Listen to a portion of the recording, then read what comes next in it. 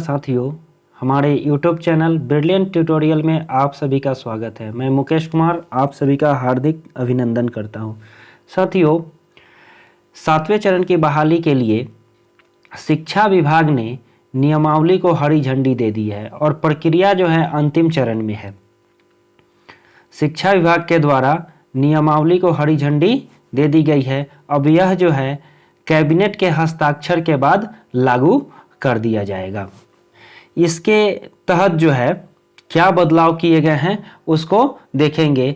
अब आने वाले भर्ती में शिक्षकों के 50% जो होंगे पद वह सीधी भर्ती के द्वारा भरे जाएंगे, जबकि बाकी प्रोन्नति से भरे जाएंगे। तो देखिए, जैसे पहले जो है 6 to 8 में जो बहाली होते थे, 6 to 8 के लिए जो बहाली होते थे उसमें पूरे जो है भर्ती के द्वारा, सीधी भर्ती के द्वारा नियुक्ति किया जाता था।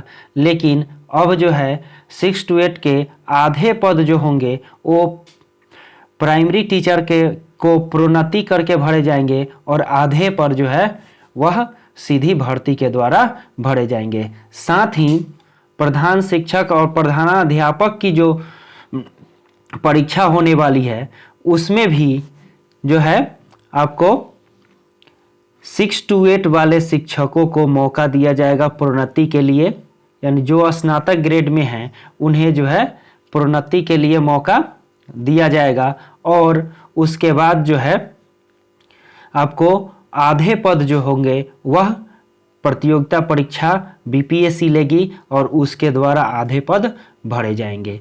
चलिए देख लेते हैं इसमें और क्या लागू किया गया है उसको।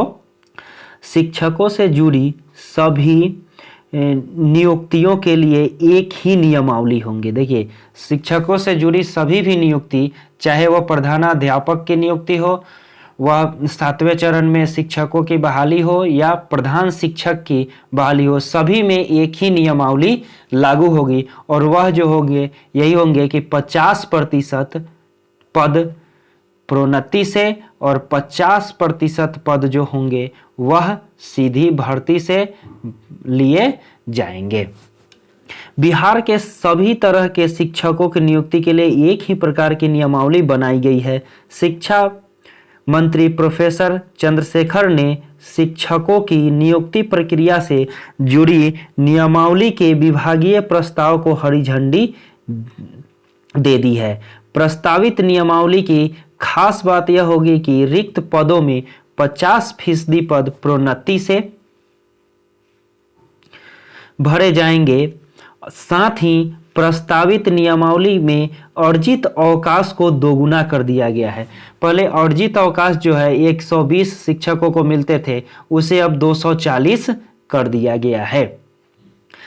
शिक्षा मंत्री की अनुमति के बाद औपचारिक मंजूरी के लिए यह प्रस्ताव सामान्य प्रशासन विभाग को भेजा जाएगा।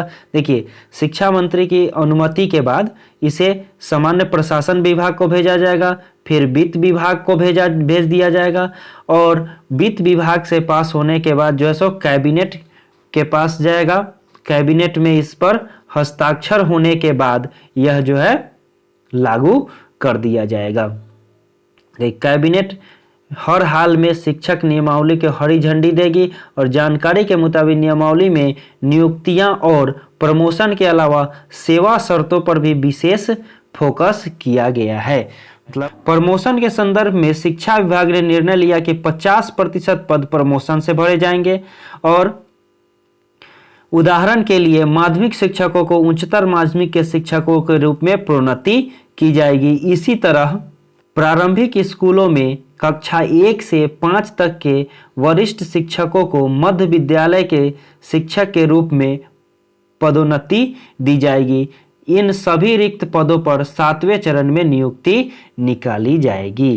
तो देखिए, इसको हम लोग समझ लेते हैं कि जो भी प्रक्रिया होगी, 7वें चरण की बहाली की प्रक्रिया हो या प्रधान शिक्षक के प्रधानाध्यापक की बहाली की प्रक्रिया हो, सभी जो है वह जो है क्या है कि 50% आपको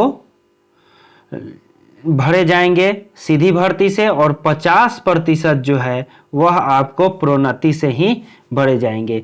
तो इसमें जो होंगे 7वें चरण की बहाली में जितने भी 2003 के हैं, 2005 के होंगे, 2005 के, उसके बाद 2006-7 के शिक्षक होंगे और 2010 तक जितने भी बहाली हुए होंगे उनके लिए जो है सो यह लाभकारी हो जाएगा कि उन्हें स्नातक ग्रेड में प्रोन्नति अवश्य ही मिल जाएगा, क्योंकि इसके लिए लगभग जो है सो 10 से 12 वर्ष का रखा जाएगा अनुभव का, इसके आधार पर प्रोन्नति किया जाएगा। तो वह जो 2003 से लेकर के 2010 तक के जितने भी शिक्षक होंगे उन्हें स्नातक ग्रेड में जाने का मौका मिल सकता है। साथ ही जितने भी स्नातक ग्रेड के शिक्षक होंगे उन्हें प्रधान शिक्षक की बहाली में जो है 50% प्रोन्नति से जो होंगे उसमें उन्हें मौका मिल सकता है और 50% के लिए जो होंगे शेष बच जाएंगे उनमें उन लोगों को जो है परीक्षा से फेस करना पड़ेगा और उससे पास होकर के आना पड़ेगा। तो उन लोगों के लिए परीक्षा जो है अब जो है कठिन होने जा रहा है। 2.25 लाख 2.25 लाख से अधिक रिक्त पदों पर बहाली की जानी है शिक्षकों की। उसके अलावा जो 27,000 से अधिक प्रयोगशाला सहायकों की नियुक्ति की जानी है। उसके बाद 9360 स्कूलों में उर्दू शिक्षकों की भी बहाली होनी है। उसके बाद 9000 से अधिक लाइब्रेरियन की नियुक्ति का भी प्रस्ताव है। लाइब्रेरियन का भी जो इंतजार कर रहे हैं जो अभ्यर्थी, उनको भी अब फायदा मिलने वाला है। अर्जित अवकाश की संख्या 120 से बढ़ाकर 240 करने का प्रस्ताव है। इसी तरह को प्रोत्साहित करने के लिए प्राथमिक से लेकर के उच्च माध्यमिक में वित्तीय उन्नयन का भी प्रावधान, देखिए वित्तीय 10 से 20 वर्ष पर वित्तीय उन्नयन का भी प्रावधान रखा गया है और 120 दिन जो अर्जित अवकाश होगा उस पर जो है सो रिटायरमेंट के बाद उसके लिए भुगतान भी किया जाएगा। दोस्तों, आने वाले इस नियमावली से जो शिक्षक प्रोन्नति का इंतजार कर रहे थे उन्हें बहुत ही फायदा मिलने वाला है। यदि आप लोग प्रधान शिक्षक या डीएलएड की तैयारी कर रहे हैं तो हमें हमारे कॉन्टैक्ट नंबर 9576 30 4008 पर संपर्क करके आप पीडीएफ नोट्स ले सकते हैं और क्लास की जानकारी ले सकते हैं। धन्यवाद दोस्तों।